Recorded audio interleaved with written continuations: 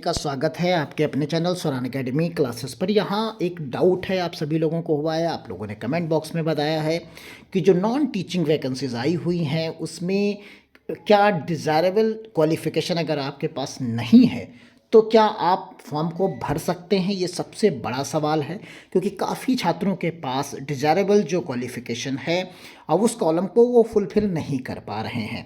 तो आइए एसेंशियल और डिज़ायरेबल क्वालिफ़िकेशन में क्या अंतर होता है, उनमें से कौन सी ज़रूरी होती है और कौन सी ज़रूरी नहीं होती, दोनों को हम स्पष्ट करेंगे इस पर्टिकुलर वीडियो में।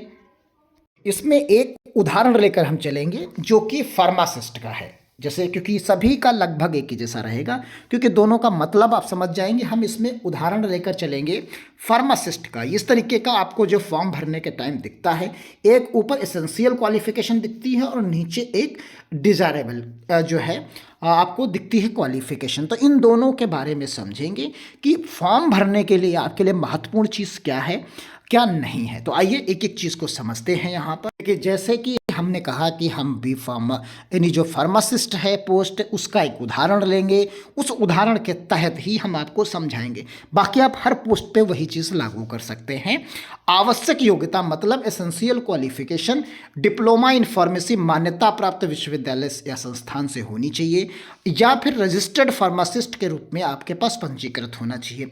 अब बात करते हैं वांछनीय यानी डिज़ायरेबल क्वालिफिकेशन की। तो इसमें मान्यता प्राप्त जो है विश्वविद्यालय बोर्ड से फार्मेसी की डिग्री हो या अनुभव 2 वर्ष का हो, यानी फार्मेसी में डिग्री हो और जो है आपके पास जो है 2 वर्ष का अनुभव हो। तो यहाँ पर आप देखिए फार्मेसी में डिग्री की बात कही गई और साथ में अनुभव की बात कही गई। अब मानिए आपके पास केवल डी फार्मा है और आपके पास बी फार्मा नहीं है और 2 साल का अनुभव नहीं है, तो क्या आप इस फॉर्म को भर सकते हैं? तो हाँ, बिल्कुल आप फॉर्म को भर सकते हैं। आइए पूरी चीज़ को समझते हैं। सबसे पहले समझेंगे हम आवश्यक योग्यता यानी एसेंशियल क्वालिफिकेशन का मतलब क्या होता है, क्योंकि मतलब समझना सबसे इम्पोर्टेंट है। ये अनिवार्य योग्यता होती है जिसका होना चयन प्रक्रिया के लिए आवश्यक होता है। अगर उम्मीदवार के पास ये योग्यता नहीं है तो वह आवेदन करने के लिए योग्य नहीं है, यानी आपके पास एसेंशियल क्वालिफिकेशन होना अनिवार्य है, तभी आप फॉर्म को भर सकते हैं। क्लियर। अब बात करते हैं आगे की। जैसे विवरण उदाहरण के तौर पर डिप्लोमा इन फार्मेसी यानी उम्मीदवार के पास मान्यता प्राप्त विश्वविद्यालय संस्थान से फार्मेसी में डिप्लोमा होना अनिवार्य है। डिप्लोमा होना चाहिए आपके पास, तभी आप फॉर्म भर सकते हैं। क्लियर। रजिस्टर्ड फार्मासिस्ट जो है आपको होना ही होना है, यानी ये दोनों चीज़ें आपके पास हो, यानी जो एसेंशियल क्वालिफिकेशन में लिखी हुई चीज़ें हैं हर पोस्ट के लिए वो आपके पास होनी ही होनी चाहिए, तभी आप फॉर्म को भर सकते हैं। अब आ जाइए वांछनीय योग्यता यानी डिज़ायरेबल क्वालिफिकेशन। यह योग्यता होना अनिवार्य नहीं है, यानी अगर आपके पास ये योग्यता नहीं है तो आप जो डिज़ायरेबल क्वालिफिकेशन में लिखी हुई हैं अगर वो आपके पास योग्यता नहीं है तो चयन प्रक्रिया में उम्मीदवार के पक्ष में अतिरिक्त लाभ देती हैं, लेकिन वांछनीय योग्यता वाले उम्मीदवारों को प्राथमिकता दी जा सकती है, लेकिन आप फॉर्म भरने के लिए योग्य रहेंगे। देखिए आगे बढ़ते हैं। विवरण के लिए फार्मेसी, यदि उम्मीदवार के पास डिप्लोमा के अलावा फार्मेसी में स्नातक है तो ये एक अतिरिक्त लाभ होगा, लेकिन आपके पास डिप्लोमा होना आवश्यक है, तभी आप फॉर्म को भर पाएंगे। 2 वर्ष का अनुभव, जिसे संबंधित क्षेत्र में 2 वर्षों का व्यावसायिक अनुभव वांछनीय है।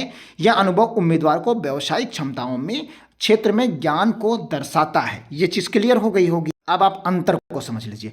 आवश्यक योग्यता के बिना आवेदन मान्य नहीं होता, यानी जो आपके पास एसेंशियल क्वालिफिकेशन है उसके बिना आप जो है फॉर्म को नहीं भर सकते।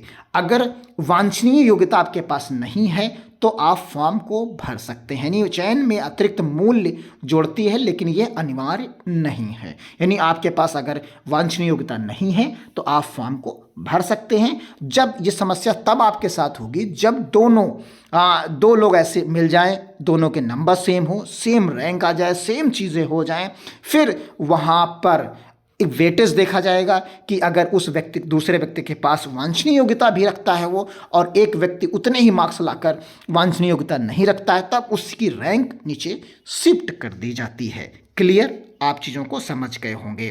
तो ये सब चीज़ें यहाँ पर हैं। यहाँ पर आवश्यक योग्यता अब फॉर्म को लेकर जो मुख्य बात आप लोग पूछ रहे हैं लगातार, पूरी होना फॉर्म भरने और पात्रता के लिए अनिवार्य है। यानी आवश्यक योग्यता जो एसेंशियल क्वालिफिकेशन है वो होनी चाहिए, तभी आप फॉर्म को भर पाएंगे।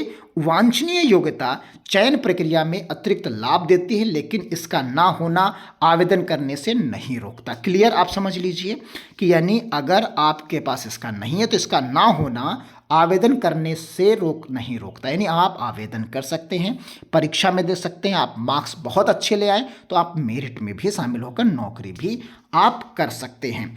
चयन प्रक्रिया पर इसका प्रभाव की बात यहाँ पर की गई। यदि आपके पास केवल आवश्यक योग्यता है और वांछनीय योग्यता नहीं है तो आप आवेदन जो है कर सकते हैं। यानी क्लियर है? आप समझिए, यदि आपके पास केवल आवश्यक योग्यता है और आपके पास वांछनीय योग्यता नहीं है तो आप आवेदन कर सकते हैं। क्लियर है? जो लोगों को डाउट है, हालांकि वांछनीय योग्यता वाले उम्मीदवार को चयन में प्राथमिकता दी जाती है। जब एक जैसी चीज़ें आएंगी तब उसे प्राथमिकता मिल जाएगी, लेकिन फॉर्म भरने से उसे नहीं रोका जा सकता। यानी जिसके पास वांछनीय योग्यता यानी डिजायरेबल क्वालिफिकेशन नहीं है वो फॉर्म को भर सकता है। तो कुल मिलाकर आपने देखा कि डिज़ायरेबल क्वालिफ़िकेशन हो और एसेंशियल क्वालिफ़िकेशन हो, इन दोनों को मैंने एक तरीके से स्पष्ट करने की पूरी कोशिश की है। उम्मीद करते हैं आपको समझ में आ गया होगा, और अगर आपको समझ में आ गया तो कमेंट बॉक्स में ज़रूर बताइएगा कि आपको जो क्वेश्चंस थे, आपके जो क्वेश्चन थे वो आपको उसका जवाब मिल गया है। मिल गया तो चैनल को लाइक, सब्सक्राइब और शेयर जरूर इस वीडियो को करिएगा, जिससे इस चीज़ में काफ़ी लोगों को कन्फ्यूजन है डिज़ायरेबल और एसेंशियल क्वालिफ़िकेशन को लेकर। तो वो डिफरेंस हमने समझाया। आप फॉर्म भर सकते हैं कि नहीं भर सकते, एक उदाहरण जो फार्मासिस्ट का था योग्यता को लेकर, उसका उदाहरण लेकर आपको समझाया। तो कुल मिलाकर आप चीज़ों को प्रॉपर वे में समझ चुके होंगे और बिना किसी दिक्कत जो है इस पूरे दोनों पॉइंट्स को आप समझ गए होंगे। चयन प्रक्रिया पर प्रभाव क्या पड़ेगा वो भी आप चीज़ों को समझ गए होंगे, क्योंकि मुख्य बिंदु जो है वो यही दो लाइनें हैं आपकी, कि यदि आपके पास केवल आवश्यक योग्यता है और वांछनीय योग्यता नहीं है तो आप आवेदन कर सकते हैं। सबसे इंपॉर्टेंट बात है दूसरी, हालांकि वांछनीय योग्यता वाले उम्मीदवार को चयन में प्राथमिकता दी जा सकती है। ठीक? क्लियर है? लेकिन वहाँ पर होना चाहिए। लेकिन आपके पास डिप्लोमा इन फार्मेसी है इस पर्टिकुलर उदाहरण के तौर पर, तो आप फॉर्म को भर सकते हैं। यानी अगर आपके पास अगर एक्सपीरियंस भी नहीं है तब भी आप फॉर्म को भर सकते हैं। क्लियर? तो मिलते हैं अगली अपडेट के साथ किसी अगले वीडियो में। वीडियो पसंद आया तो शेयर, लाइक और सब्सक्राइब जरूर करिएगा। धन्यवाद। जय हिंद, जय भारत।